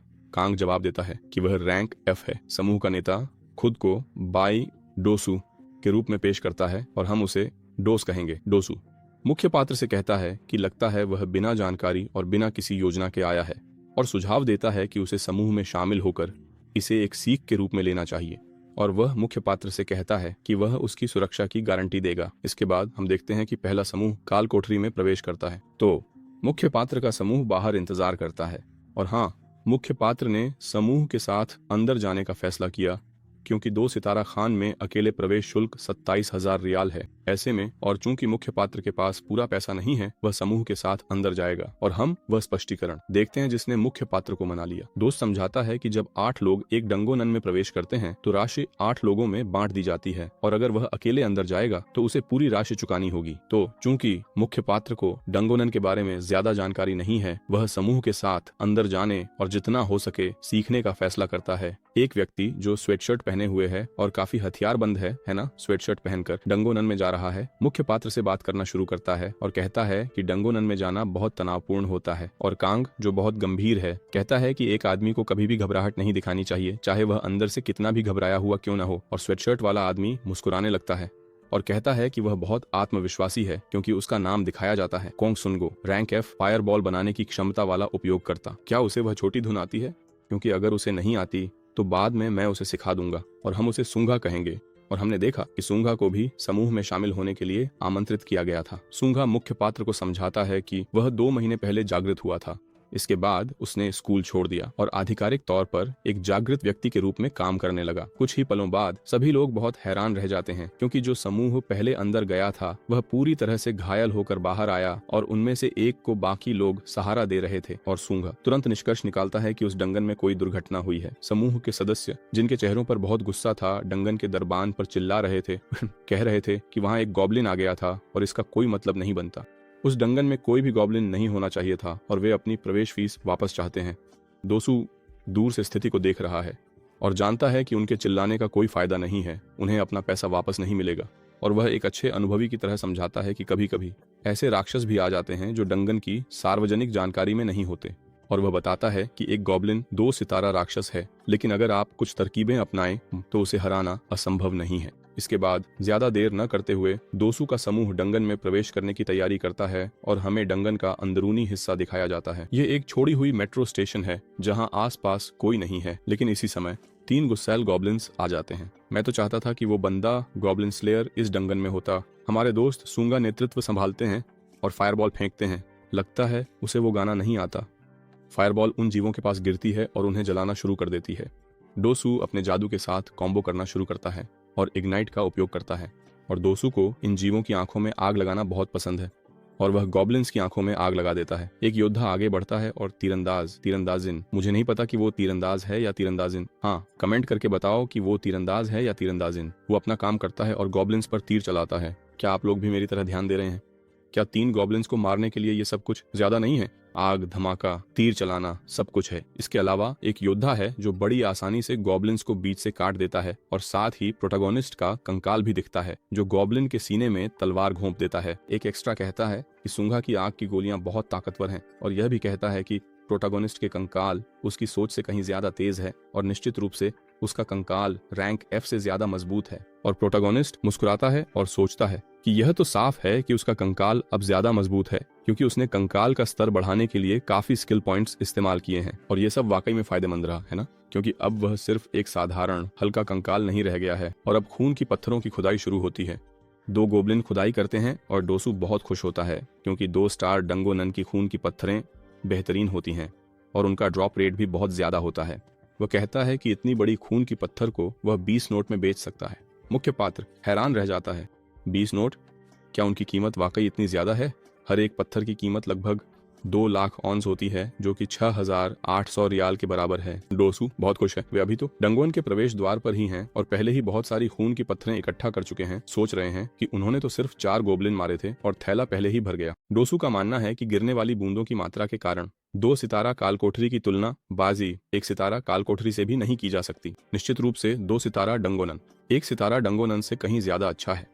समूह लगभग अंतिम स्तर पर पहुंच चुका है और उन्हें एक शानदार सरप्राइज मिलता है जिस गोब्लिन की वे उम्मीद कर रहे थे। असल में वह एक हॉब गोब्लिन है और वहां है एक ताकतवर, गठीला शमान हॉब गोब्लिन जो अपने कई अनुयायियों के साथ खड़ा है और डोसू नेतृत्व संभालता है, यह कहते हुए कि उन्हें बहुत सावधानी से काम करना होगा और जैसी बुनियादी जानकारी में बताया गया है वैसे ही करना चाहिए। लेकिन हमारे लिए डोसू ने कभी हॉबगोब्लिन का सामना नहीं किया है। उसने इसके बारे में सिर्फ बुनियादी जानकारी में पढ़ा है और कांग वहां खड़ा है, बस देख रहा है और सब कुछ गौर से देख रहा है। कांग एक सुझाव देता है कि बहुत सावधानी से आगे बढ़ना चाहिए और डोसू, जो एक अनुभवी खनिक है, ने कहा कि वह मैनुअल से अच्छी तरह वाकिफ है और जानता है कि गोब्लिन का मुख्य हमला जादू है, इसलिए हम बहुत आसानी से जीत सकते हैं, क्योंकि इस छोटे से लड़के की, जिसका नाम बोलना मुश्किल है और मैं नहीं बोलूंगा, जो यहाँ सामने है, उसकी खासियत है कि वह एक बाधा खड़ी कर सकता है। हम उसे हर्मीस ओंक्लीस, छोटी बाधा वाला, कहेंगे। डोसू का कहना है कि जब टीम में बैरिरिन्हा है तो वे उस हॉबगोब्लिन के खिलाफ अजेय हैं। मुख्य पात्र वहाँ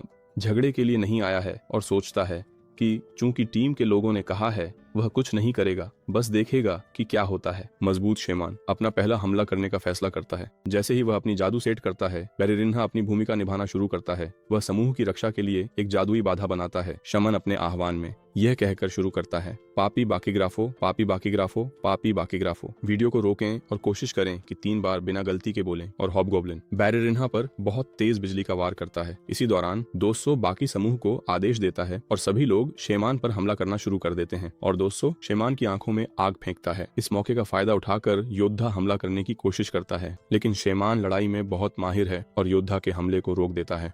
हमारा दोस्त सूंगा फायरबॉल खेलना नहीं जानता। वह बस कहता है फायरबॉल, और एक फायरबॉल निकल जाती है। उसे वह छोटी धुन नहीं आती। कांगुए ये सब कुछ देखते हुए समझ जाता है कि यह बहुत खतरनाक है, क्योंकि अल्फिंग ग्रह पर उसने कई तरह के राक्षस देखे थे और उनमें से कई हॉबगोब्लिन थे, और वह जानता है कि हॉबगोब्लिन सामान्य से अधिक बुद्धिमान होते हैं और जादू का इस्तेमाल करने में सक्षम होते हैं। हालांकि जो हॉबगोब्लिन को वास्तव में खतरनाक बनाता है वह उसकी जादूगरी नहीं है, बल्कि उसका कमांड स्तर है। यह एक बुद्धिमान और श्रेष्ठ कमांड है। इस आदेश को प्राप्त करने के बाद रोलिक को गोब्लिन्स हथियारबंद हो जाते हैं और दुश्मनों की दिशा में बहुत सतर्कता से आगे बढ़ते हैं, और तुरंत ही पूरा समूह महसूस करता है कि गोब्लिन्स अब अलग तरह से व्यवहार कर रहे हैं। हॉबगोब्लिन के प्रभाव में एक अनपंजीकृत व्यक्ति प्रकट होता है और बैरेरिन्हा की गर्दन में एक जहरीली फूंक मारता है, और वह कहता है कि यह बहुत दर्द कर रहा है, और जहर बैरेरिन्हा के शरीर में तेजी से फैल जाता है।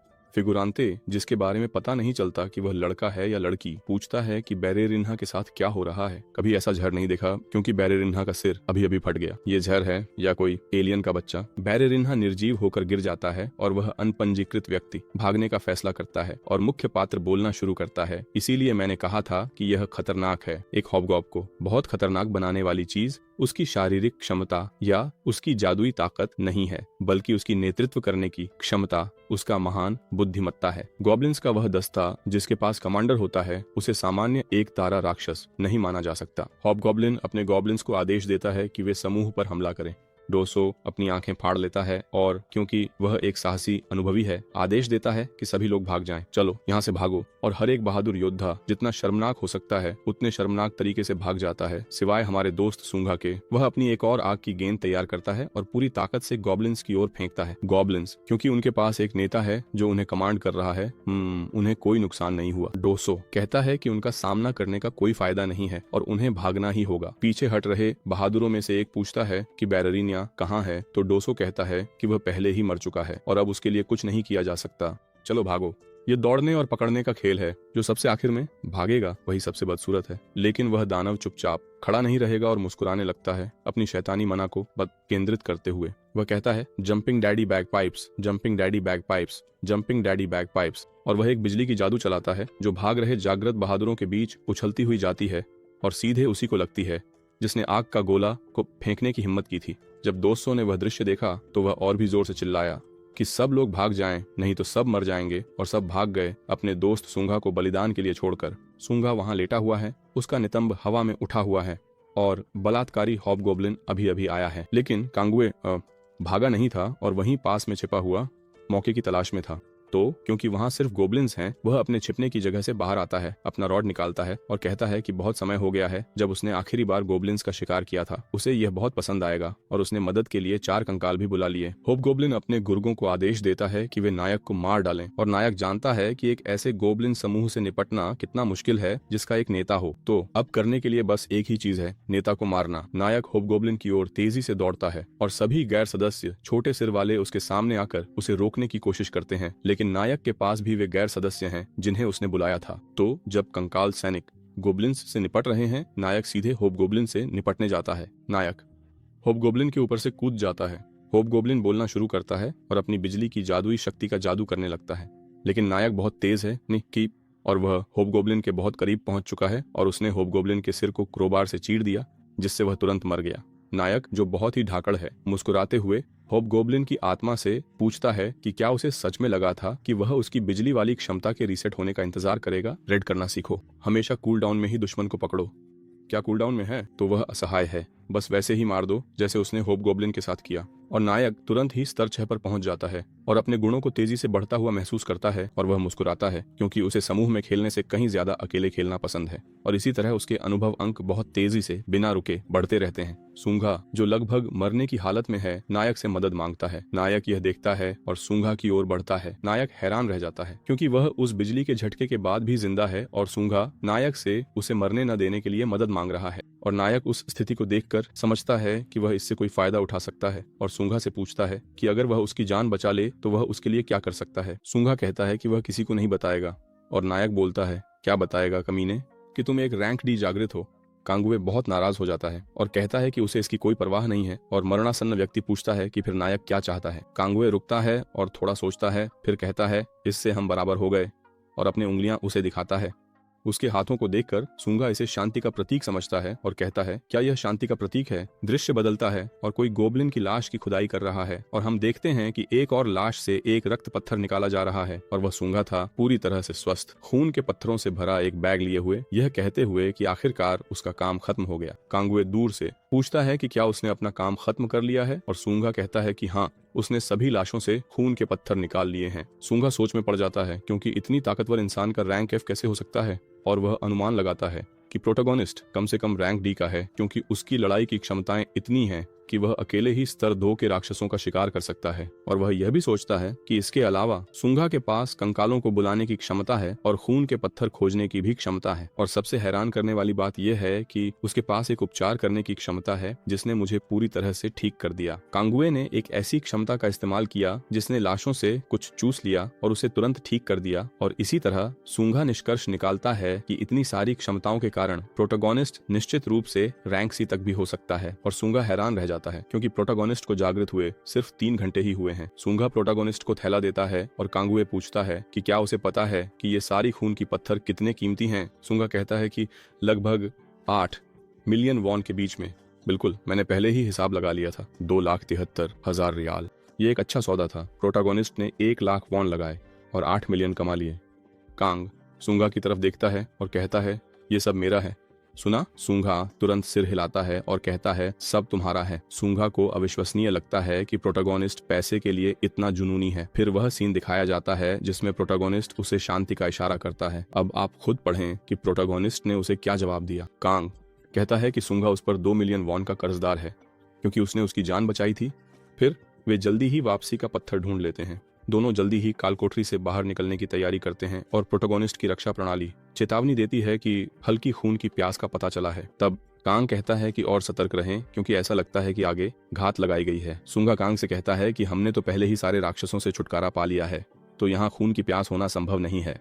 अगर प्रोटोगोनिस्ट न होता तो ये सूंगा अब तक 5 बार मर चुका होता। कांग अपनी मकड़ी जैसी इंद्रियों के साथ चूहों को आदेश देता है कि वे छुपना बंद करें और सामने आएं। और उसी समय दोसू और उसका समूह सामने आते हैं और झिझकते हुए प्रोटोगोनिस्ट की ओर बढ़ते हैं। दोसू, जो बहुत बनावटी है, पूछता है क्या हुआ, क्या उन्होंने दोनों ने सारे राक्षसों को मार डाला। और प्रोटा पहले ही सूंगा को चेतावनी देता है कि वह पास न आए क्योंकि वे जैसे ही पास आएंगे उन पर हमला करने की योजना बना रहे हैं। सूंगा कहता है अब क्या करेंगे और प्रोटा बस उस समूह को सामने खड़ा देखता है और कहता है वाह न, तुम लोग आखिरकार वापस आ गए, वो भी जब भागते हुए अपनी पूंछ टांगों के बीच दबा ली थी। कांग कहता है कि उन्हें अवरोध के सामने ही इंतजार करना चाहिए था, वे यहाँ नीचे क्यों आ रहे हैं। और दोसू, जो कि चालाक दोस्त है, पूछता है कि कांग अपनी टीम के साथियों के साथ ऐसा व्यवहार क्यों कर रहा है और बताता है कि वे लोग रणनीतिक वापसी के बाद डंगोअन को साफ करने के लिए लौटे हैं और जब वह पहुंचा तो ऐसा लगा कि वहां के सारे राक्षस पहले ही मारे जा चुके थे। बस इतना ही हुआ था। दोसू कांग से पूछता है कि उसने ये सब कैसे किया और प्रोटा हंसता है और उसे झूठ बोलना बंद करने के लिए कहता है। कांग कहता है कि उसे पता है कि वे लोग खून की पत्थरें लेने के लिए वापस आए हैं और बताता है कि वे यहीं हैं। फिर सारी पत्थरें जमीन पर गिराते हुए कांग बेहद खतरनाक नजरों से कहता है अगर इन्हें चाहिए तो आकर ले लो। और दोसू प्रोटा से कहता है कि यहाँ कोई गलत फहमी हो रही है, उसने सब कुछ गलत समझ लिया है। वे इतने पागल नहीं हैं कि श्री कांग को मारने की कोशिश करें क्योंकि वे जानते हैं कि वही प्रोटा है जिसने उन सभी राक्षसों को मारा जिन्हें वे मार नहीं पाए थे। और दोसू अपनी बात खत्म करते हुए कहता है कि उसे बहुत बुरा लगा कि वह न तो उसे और न ही सूंगा को अपने साथ ले जा सका। और दोसू कहता है कि उसके पास कोई और विकल्प नहीं था क्योंकि उसकी जान भी खतरे में थी और वे वहां सिर्फ खून के पत्थर लेने आए थे। और महज किस्मत से जब वे लौटे तो दोनों ने पहले ही डंगोअन साफ कर दी थी। और इसी तरह ये कि दोसू इस अवसर के लिए धन्यवाद देता है कि वह बैरियर वाले का शरीर वापस पा सका। कांग दोसू की बातें सुनकर सोच में पड़ जाता है क्योंकि दोसू को इतना मुस्कुराते हुए और इतने विनम्र तरीके से बोलते हुए देखकर उसे लगता है कि शायद वह थोड़ा असंवेदनशील हो रहा है और शायद जो घातक हमला उसने महसूस किया था वह सिर्फ राक्षसों की वजह से ही था। प्रोटा जानता है कि अल्फ ने उसे पूरी तरह बदल दिया है क्योंकि वहां उसे हर समय सतर्क रहना पड़ता था क्योंकि मौत कहीं से भी आ सकती थी।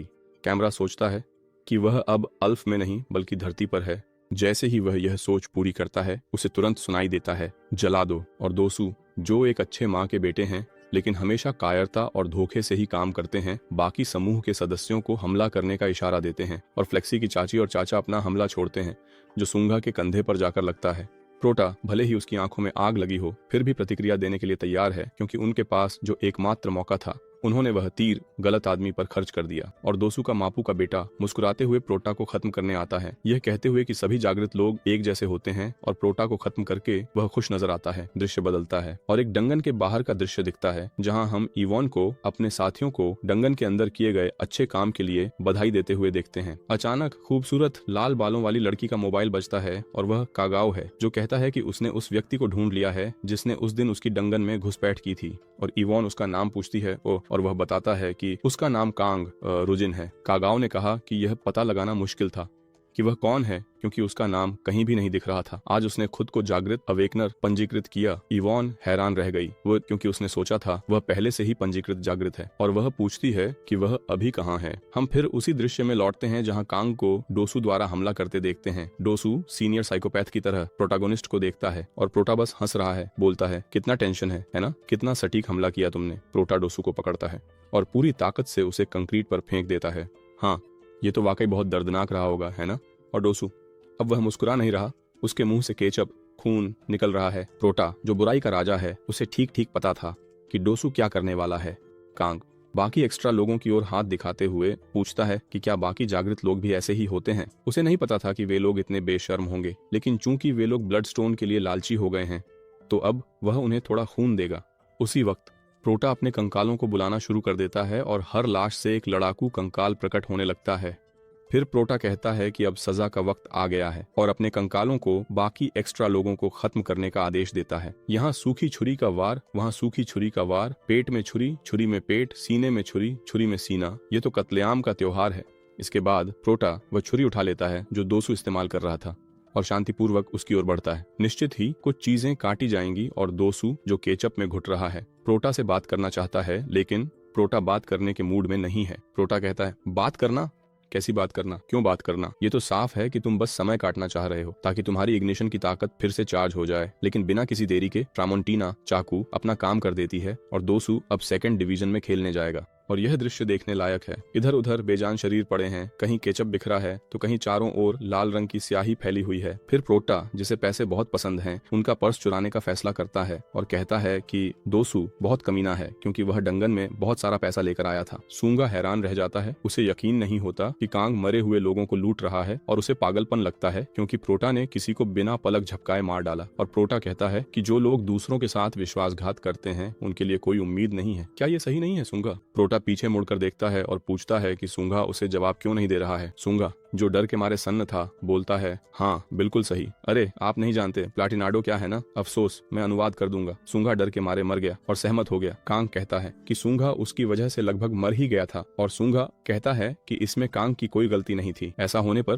प्रोटा सूंगा से और 2 गंजी मांगता है और सूंगा यह देखकर स्तब्ध रह जाता है कि कांग के दिमाग में सिर्फ पैसे ही हैं। कांग सूंगा के और करीब आकर कहता है, वह बताता है कि उसने उसे 2 बार बचाया है और जब वह उन खर्चों की गणना करेगा जो सूंगा ने उसके लिए किए हैं तो उसे यह भी ध्यान में रखना होगा। फिर कांग सूंगा से कहता है कि वह अपना कंधा दिखाए और कहता है कि उसे फिर से ठीक करने की जरूरत है। दृश्य डंगोनन के बाहर बदल जाता है जहाँ कर्मचारी कांग के पास आने से हैरान रह जाता है और वह दोनों से पूछता है, अरे सिर्फ तुम दोनों ही हो? आपके समूह के बाकी लोग कहाँ हैं? और कांग कहता है कि बाकी लोग राक्षसों द्वारा मारे गए और सूंगा बस उस झूठ से सहमत हो जाता है जो मुख्य किरदार ने अभी अभी गढ़ा है, क्योंकि वह इस बात से डरा हुआ है कि मुख्य किरदार कितनी आसानी से मारता है बिना किसी पछतावे के। गिल्ड का कर्मचारी पूछता है कि उसने डंगोनन के सभी ब्लड स्टोन्स कैसे इकट्ठा कर लिए। वह कहता है हाँ, यह सब इसलिए है क्योंकि हमने अपनी जान जोखिम में डालकर सारी ब्लड स्टोन्स इकट्ठा की हैं, क्योंकि चाहे हम मर भी जाएं हमें सारी ब्लड स्टोन्स लेने की कोशिश करनी ही चाहिए। गिल्ड का कर्मचारी दोनों से रिपोर्टों पर हस्ताक्षर करने के लिए कहता है और कहता है कि अगर डंगोनन में हुए हादसे की जांच के लिए मदद की जरूरत पड़ी तो दफ्तर भी उनसे संपर्क करेगा। और इस तरह प्रोटोगोनिस्ट बहुत सोच विचार में लेकिन खुश भी होकर चला जाता है क्योंकि उसने सिर्फ एक दिन में ही 30 लाख वॉन कमा लिए, जो कुल मिलाकर 4,45,000 रिएज होते हैं। यह तो उन 4 लाख वॉन को जो सूंगा उस पर उधार है जोड़े बिना है। प्रोटोगोनिस्ट बहुत खुश है क्योंकि अकेले मैंसलोव जाने से उसे बहुत पैसे मिल रहे हैं और सूंघा जिसे कोविड हो गया है और जो चीजें भूलती रहती हैं, सोचती है कि उसे प्रोटागोनिस्ट को 40 लाख वॉन चुकाने होंगे और उसे पता है कि उसके पास इतने पैसे नहीं हैं, इसलिए उसे कर्ज लेना पड़ेगा। सूंघा अपने विचारों में सोचती रहती है कि प्रोटागोनिस्ट से कह दे कि वह यह सब छोड़ दे, लेकिन कांग नाम लेकर कहता है कि उसे पता है कि वह गद्दारों से नफरत करता है ना, तो उसके लिए अच्छा होगा कि वह कभी भी उसे धोखा न दे। कांग विदा लेता है और कहता है कि वह सूंघा के संपर्क करने का इंतजार करेगा। इस तरह सूंघा को पूरा यकीन है कि उसे प्रोटागोनिस्ट को चुकाने के लिए 40 लाख का कर्ज लेना ही पड़ेगा। ये सूंघा तो बहुत बेवकूफ है यार, असल में तो सिर्फ 4 लाख थे। अचानक सूंघा अपने विचारों में और भी ज्यादा उलझ जाता है। वह सोचता रहता है कि अब तो उस पर सिर्फ 40 लाख का ही कर्ज नहीं है, उस पर प्रोटागोनिस्ट का कुल 400 लाख वॉन का कर्ज है। ये क्या बकवास है भाई। दृश्य बदलता है और अब एक मोबाइल की दुकान में है जहां दुकानदार डे उबासी ले रहा है क्योंकि उस समय उसके पास कोई काम नहीं है और इसके अलावा आज उसके पास एक भी ग्राहक नहीं आया। एक बहुत तेज धमाका सुनकर दुकानदार घबरा जाता है। दुकानदार पूछता है कि यह क्या है और जब वह प्रोटागोनिस्ट को इतनी रूखे तरीके से अंदर आते देखता है तो पूछता है तुम कौन हो। प्रोटागोनिस्ट कुछ जवाब नहीं देता और सीधे उसका कॉलर पकड़ लेता है। प्रोटागोनिस्ट बहुत ताकतवर है और बिना किसी परेशानी के उस दुकानदार को, जो थोड़ा मोटा है, उठा लेता है और अचानक ही पिटाई का सिलसिला शुरू हो जाता है। सिर्फ थप्पड़ पर थप्पड़। पहले ही थप्पड़ के बाद दुकानदार पूछता है तुम क्या कर रहे हो।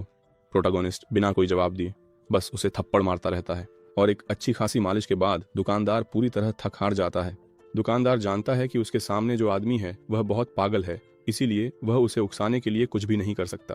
थप्पड़ों की एक पूरी झड़ी के बाद दुकानदार प्रोटागोनिस्ट से गुजारिश करता है कि वह उसे मार न डाले। कांग सोच में पड़ जाता है कि उस घटिया दुकानदार को मारे या नहीं। फिर कांग उसे छोड़ने का फैसला करता है और कहता है ए दुकानदार, क्या तुम्हें मेरी याद है? मुझे उन लोगों से नफरत है जो मुझे धोखा देते हैं और यही बात उन पर भी लागू होती है जो मुझसे झूठ बोलते हैं। क्या तुम्हें वह मोबाइल याद है जो तुमने मुझे नया और लेटेस्ट बताकर बेचा था? दुकानदार समझ ही नहीं पाता कि प्रोटागोनिस्ट क्या कह रहा है और अपनी सोच में प्रोटागोनिस्ट को ध्यान से देखते हुए उसे लगता है कि उसने उस इंसान को अपनी जिंदगी में कभी नहीं देखा। प्रोटागोनिस्ट अपना 1900 जमाने का मोबाइल निकालता है और पूछता है ये तुमने ही मुझे बेचा था, अब याद आया? वो एक iPhone 2 था जिसमें न तो कुछ डाउनलोड होता था और न ही कुछ इंस्टॉल। और तभी दुकानदार को कुछ याद आता है। उसे याद आता है कि कांग को बेवकूफ बनाना कितना आसान था। उसने एक ऐसा मोबाइल बेच दिया जिसकी कोई खास कीमत नहीं थी और बदले में मोटी रकम वसूल ली। उसने प्रोटागोनिस्ट को धोखा दिया और इतनी विश्वसनीयता से बात की कि प्रोटागोनिस्ट हैरान रह गया। बरांडिया बीता जब उसके हाथ में एक लेटेस्ट मोबाइल आ गया। हालांकि वह मोबाइल 5 साल पहले बना हुआ था। अब जब उसे याद आ गया कि प्रोटागोनिस्ट कौन है, कांग उससे पूछता है तो क्या तुम मुझे जवाब नहीं दोगे? तुमने ये घटिया मोबाइल मुझे ऐसे क्यों बेचा जैसे वो नया और लेटेस्ट मॉडल हो? बाद में मोबाइल की दुकान के बाहर प्रोटागोनिस्ट अपने नए मोबाइल में कुछ और कॉन्टैक्ट्स जोड़ रहा है और अब यह सच में लेटेस्ट मॉडल है। प्रोटागोनिस्ट के पास बहुत कम कॉन्टैक्ट्स हैं। उसकी माँ जैमिनहो, असली जैमिनहो, सूंघा और वह अभागा सेल्समैन। दुकान से बाहर निकलते समय प्रोटागोनिस्ट सोचता है कि अगर वह अल्फहाइम में होता तो उस अभागा सेल्समैन के सारे अंग उखाड़ देता। ठीक उसी समय 2 संदिग्ध लोग प्रोटागोनिस्ट के पीछे से उसके पास आते हैं। जब वे लोग कांग को उसके नाम से पुकारते हैं तो वह रुक जाता है और देखता है कि वे क्या चाहते हैं। समूह अब बढ़ गया है और प्रोटागोनिस्ट को घेर लेता है और पूछता है कि क्या वह एक रैंक एफ नेक्रोमेंसर है। समूह कहता है कि वे उसे कुछ समय से देख रहे हैं और उन्हें लगता है कि वह रैंक एफ नहीं है, क्योंकि उसने अकेले ही एक डंगोनन पूरा किया है। इसलिए उन्हें पूरा यकीन है कि कांग रैंक एफ नहीं है, क्योंकि 2 रैंक एफ, वह और सूंगा, एक पूरे समूह को मारने में सक्षम नहीं होते। अचानक यवोन पास आती है और कहती है कि वह नया लड़का बहुत बहादुर है। प्रोटागोनिस्ट, जो उस औरत को नहीं जानता, पूछता है तुम कौन हो और हमें यवोन दिखाई जाती है जो एक खूबसूरत और शानदार लाल बालों वाली लड़की है। खैर, ये चैनल की नई कृति है। आशा करता हूँ कि आपको पसंद आएगी। अभी लाइक कर दीजिए और जो लोग चैनल पर नए हैं वे सब्सक्राइब भी कर लें।